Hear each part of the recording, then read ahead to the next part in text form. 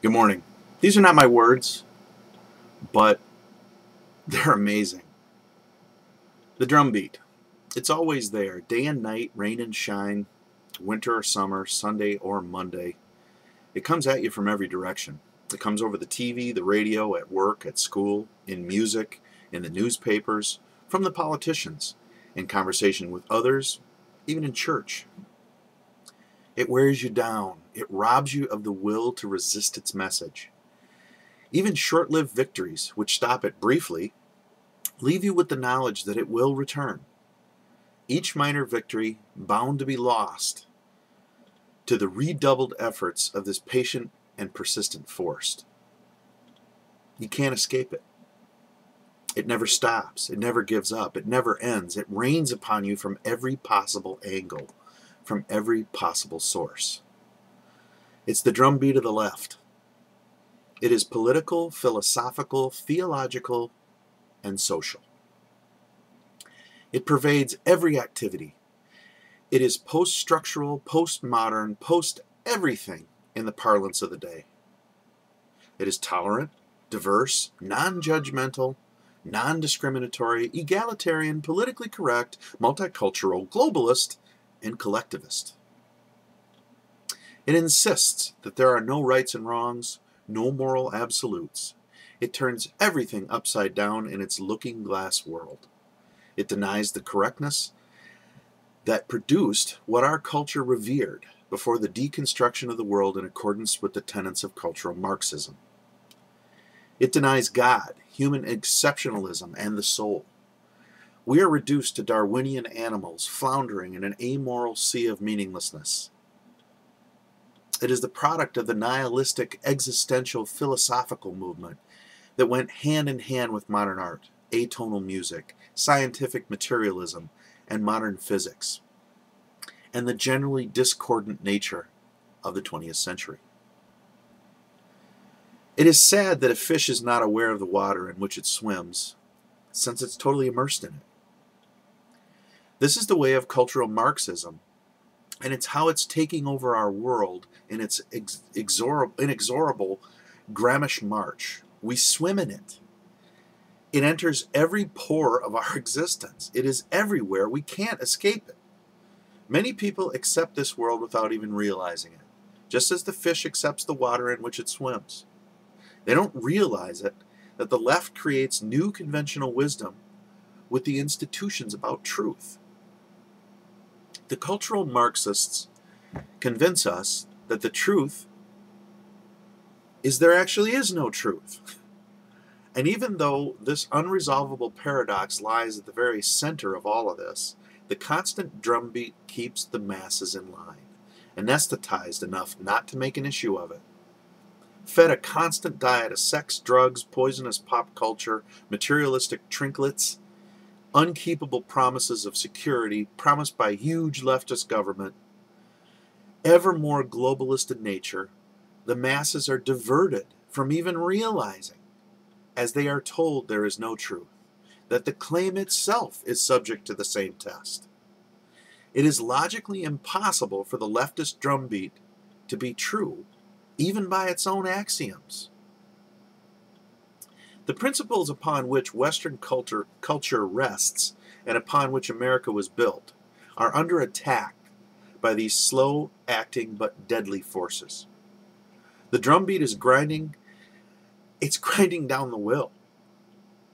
It's grinding the will of the West to be able to even maintain itself. The ideas of an individual sovereignty and responsibility, natural rights, and objective truth have been derided by the left to a point that many of our young people reject them, if, indeed, they are even aware of them as the basis for our culture. All that ensures that a culture will pass its ideas from one generation to the next is its cultural memory. The drumbeat is slowly but surely replacing our cultural memory. As each school is renamed and each name of the founder or other great person from our history is removed from the entranceway, we lose a little bit of that memory. As our great authors and works of Western culture are replaced by those in line with the message of the drumbeat, we rapidly lose our cultural memory. as each school textbook is rewritten to reflect the new ideas of family and cultural heritage, our children are lost to the forces of the drumbeat as they learn to view America and traditional Western culture as oppressive and imperialistic. And it doesn't take long for there to only be a shell left. The substance of our culture is sucked out and destroyed by cultural Marxists. If you believe that all of this is paranoid overreaction, you have plenty of company. Those of us who still see the water and hear the drumbeat are subject to attempts to make us sound evil and foolish and conspiracy theorists. To believe in traditional Western cultural values, American exceptionalism, God, and the moral truth is to be branded as old-fashioned and foolish, hardly progressive. Even by the best assessments of those who have brought us into the cultural Marxist message, and by the worst of them, we are branded as stupid, evil, and uneducated, and in need of being destroyed. It may be too late to do anything about this as the world plays out its story, but the power-hungry arrogance of human beings seem to be the force that underlies the events carrying us forward to the final chapter. And this arrogance, this lust for power, feeds the wills of those who would gain control of the world. Humankind is gaining just enough knowledge to destroy itself amongst this arrogance. Never before in human history has there been such a confluence of forces. Technology, globalism, the leftist drumbeat are all joining together in a way that is allowing mankind to actually believe on a worldwide scale that it can control its own destiny. The main thing that is being ignored in all this is human nature. It's all based on the arrogant presumption that the elitist cultural Marxist concerned with how people ought to act. It leads to totalitarianism and ultimately destruction. In truth, and in direct opposition to the drumbeat, each human being must be accorded with his or her natural rights, individual sovereignty, and self-responsibility to be in harmony with human nature, and gee, guess what? God. Each of us must have the freedom to succeed or fail. Western culture, culminating in the great American experiment, has been perverted. Due to these perversions, many failures have already occurred, which have then, ironically, been used to justify further perversions of the same sort as those who caused the problems to begin with. Thus the cycle continues and the drumbeat goes on. Generally, these perversions are manifested in bigger government, more laws, more bureaucracy, more regulations, more taxes, government-controlled redistribution of wealth, more collectivism, less individualism, and less freedom.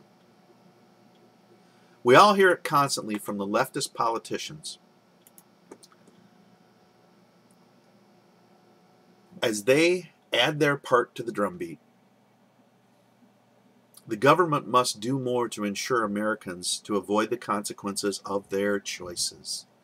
We all know the song sung to the cheers of the unthinking throngs who would give up their very humanity for the promise of a free lunch. These are the joys of cultural Marxism, and the drumbeat goes on.